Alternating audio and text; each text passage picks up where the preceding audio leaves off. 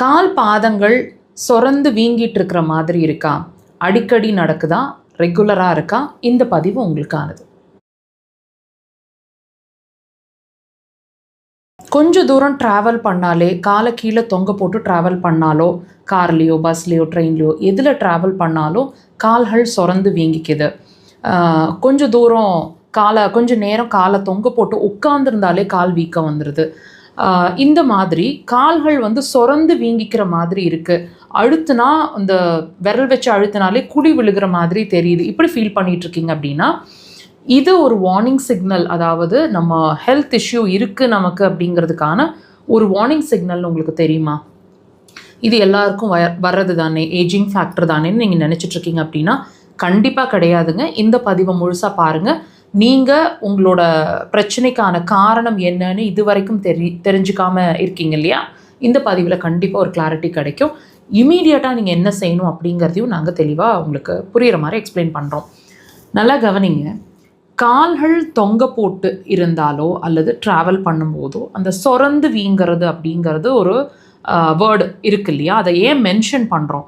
இந்த சொரந்து வீங்கிறது அப்படின்னாலே அங்கே நீர் கோர்த்துருக்கு அப்படிங்கிறது தானே அர்த்தம். வாட்டர் கீழே ஸ்டாக் ஆக ஆரம்பிக்குது, உங்களோட பாதங்களில் தேங்க ஆரம்பிக்குதுங்கிறது தான் மீனிங். இந்த வாட்டர் எலிமெண்ட், அதாவது பாடியில் இருக்கக்கூடிய நீரை, தேவையில்லாத நீரை வெளியே தள்ளுற உறுப்பு அப்படின்னு ரெண்டு மென்ஷன் பண்ணுறோம். ஒன்று யூரினரி பிளாடர், அடுத்தது கிட்னி. இந்த ரெண்டு ஆர்கன் தான் பேஸுங்க. இந்த ரெண்டு ஆர்கன் கொஞ்ச நாளைக்கு முன்னாடி வரைக்கும், அதாவது உங்களுக்கு கால்கள் வீக்கம் வர்றதுக்கு முன்னாடி வரைக்கும் இந்த ஆர்கன்ஸ் சீராக இயங்கிட்டு இருந்தது அப்படிங்கிறது தான் வீக்கம் இல்லாத ஒரு நிலைக்கு நம்ம ஒரு அடையாளமாக எடுத்துக்கலாம். இப்போ இந்த ப்ராப்ளம் வந்துருச்சு இல்லையா? அதாவது வீக்கம், சொரந்து வீக்கம் வருது அப்படின்னா என்ன அர்த்தம்? டெஃபினட்டாக உங்களோட kidney and urinary bladder week ஆகிட்டுருக்கு. அதனால் அதாவது பாடியில் இருக்கக்கூடிய அன்வான்ட் வேஸ்ட் வாட்டரை வெளியே தள்ளுறதுக்கு முடியல அதனால் அப்படிங்கிறத தான் உங்களுக்கு இந்த வீக்கம் அப்படிங்கிற ஒரு விஷயம், அதாவது நீரை தேக்க வச்சு உங்களுக்கு புரிய வச்சிட்ருக்கு.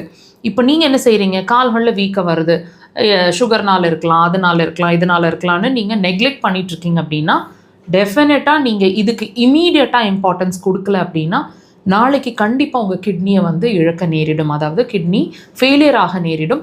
தயவு செய்து இம்மீடியட்டாக இம்பார்ட்டன்ஸ் கொடுங்க. ட்ரீட்மெண்ட்டை உடனே ஸ்டார்ட் பண்ணுங்கள். அக்குபஞ்சர் அதுக்கு சிறந்த தீர்வு. அக்குபஞ்சர் ட்ரீட்மெண்ட்டை முழுமையாக எடுக்க ட்ரை பண்ணுங்கள்.